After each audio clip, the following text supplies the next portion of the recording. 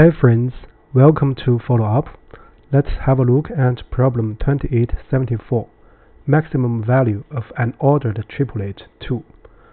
In this video, we're going to explain a linear time complexity solution based on linear scheme. This video actually addresses both problem 2874, in other words, the problem here, and the previous one, that is problem 2873. Essentially, the difference between these two problems are the length of this nums array, right? So here, this length can be as long as 10 to the power of 5, and in the previous one, the length is bounded above, say, by 100 or something. So here, basically, we are given a zero-index integer array called nums. Then we want to return the maximum value over all triplets of indices I, j, k, such that I is less than j less than k. So this is a natural one, right? Now, if all such triplets has a negative value, we are going to return 0. The definition of the value of a triplet of indices I, j, k is the following. So we are going to compute the difference of the first two numbers and then multiply by the last number, the third number.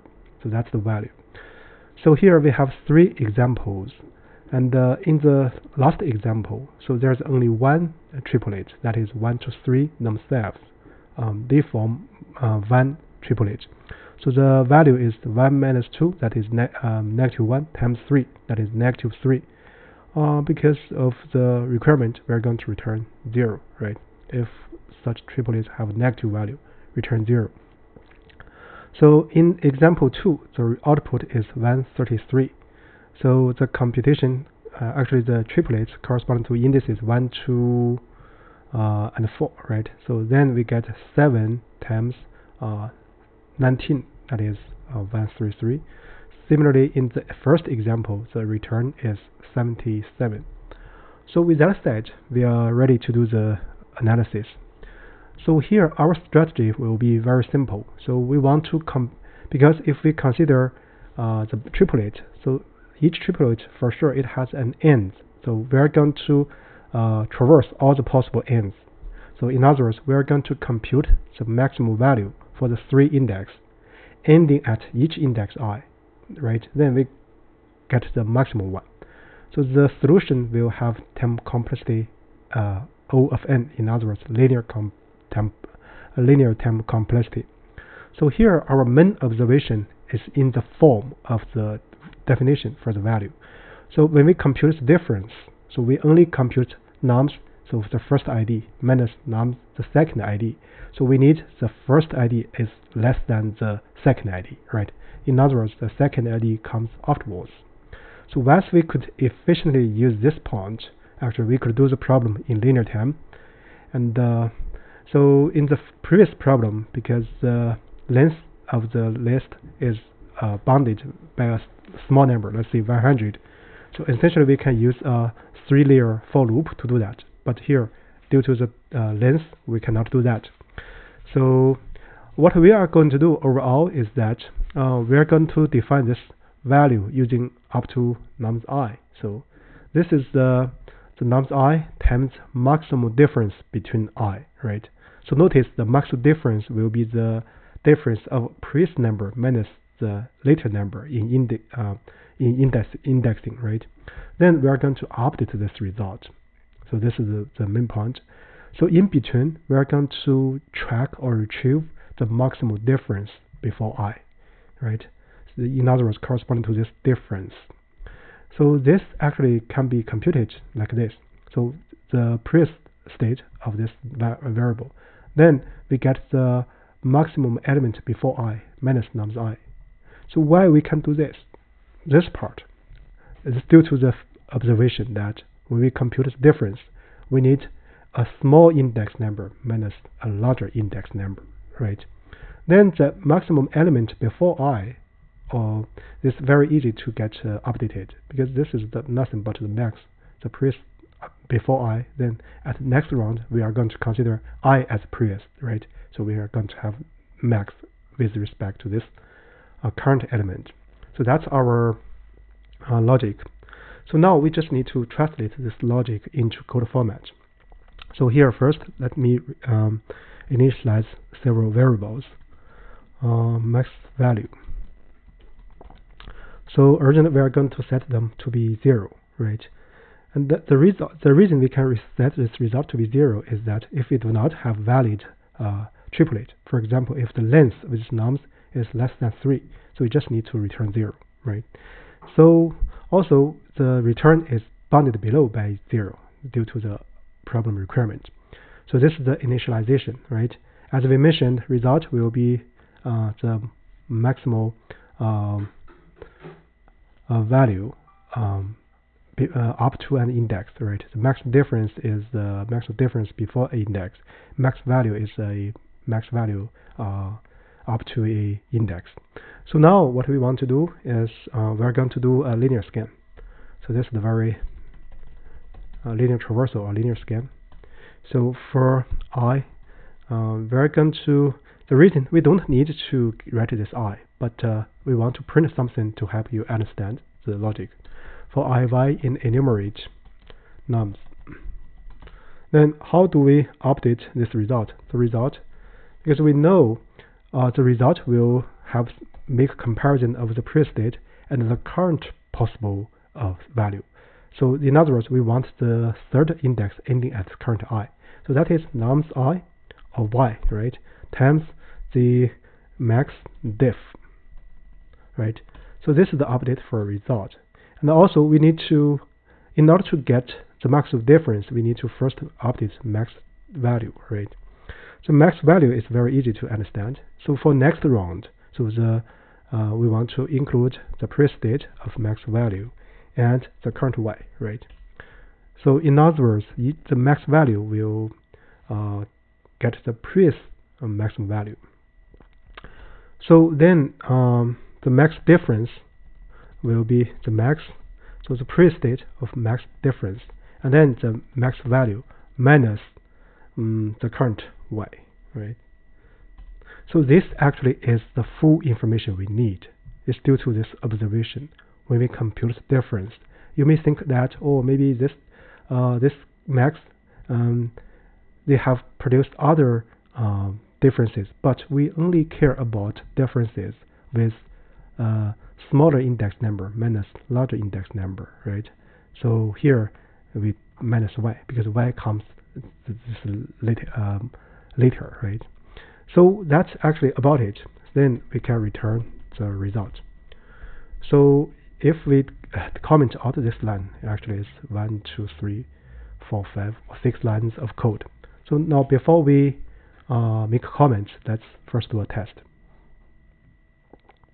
Yeah, it passes the first example. Now let's look at the generic case.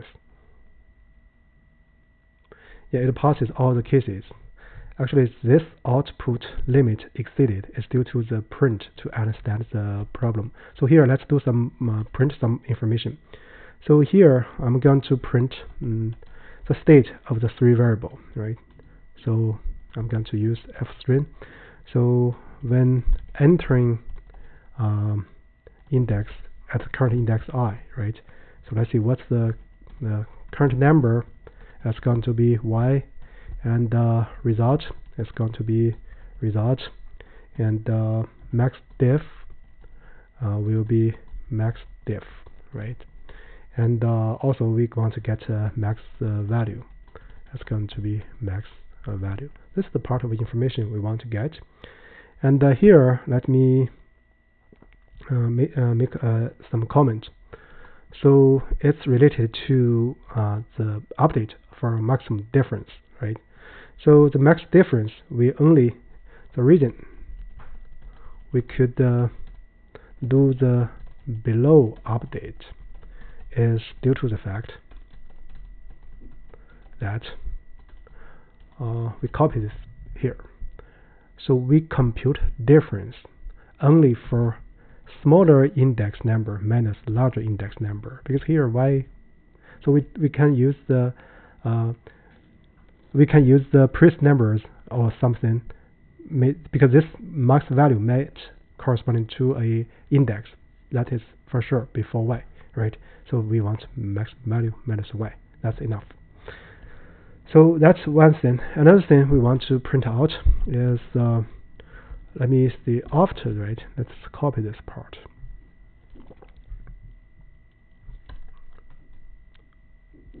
So after entering index, let's comment out this one.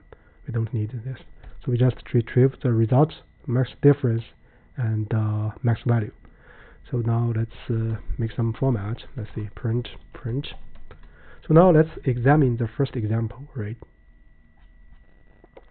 So from here you can see the index, the current number is 12, the result state, max difference is state, and the max value, right? In this case, we want to compute, update the result. The result press 0, and then the maximum difference times the current number is still 0. So we're going to get a result equals 0 after this one, right? So now let's look at when we look in enter index 1, the current number is 6, the result is 0. The maximum difference is 0 because we consider only the previous differences. This is only one number, right? And then the maximum value is still 12, right? So after entering index I, so the result is 0. Maximum difference will be 6, right? So because next round we are going to look at 12 minus 6, that is 6. Max value is still 12. And then when we look at index 2, so the current number is 1. The result previous state still 0. So the maximum difference is 6 currently. So because we consider 1 before, right? Before this 1. And the maximum value is 12 still. And then we update the result. The result previous state is 0. So now we want to do 1 times the difference. So max difference is 6. So we get the result is 6. Then we update maximum difference. Then here the max difference will be 12 minus 1, that is 11. The max value is still 12, right? And then we look at index 3, the number is 2. Then the previous state of result is 6, right? So max difference is 11. And the maximum value is still 12. Then we want to update the result. The result will be the previous state, that is 6, compared with the current number, that is 2, times difference is 11. So we get 22. Then we update the maximum difference. However, it's still 11 because so original maximum is 12, minus 2 is 10, but it's minus 1 is 11. Then maximum value is still 12. Now let's look at index 2, the last number. So this last number is 7. So the previous state result is 22. And the maximum difference is 11. The maximum value is 12. So now let's update the result. So the previous state 22 compared with the current number 7 times maximum difference is 11. So we get 77. So 77 is larger, so the result will be 77. So up to here, we can do the return. However, let's finish the update of maximum difference.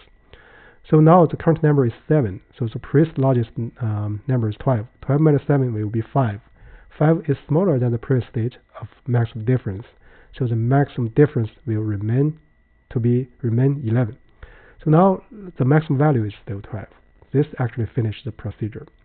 So now basically if you do this and you submit, it will cause output limit exceeded. So you can try. Right, so now let's comment this out. And let me do something like this. Let's keep this. And then I'm going to copy this part to make it more clean. So I'm going to change this one to be V1 full version, right? So now let's use a clean version.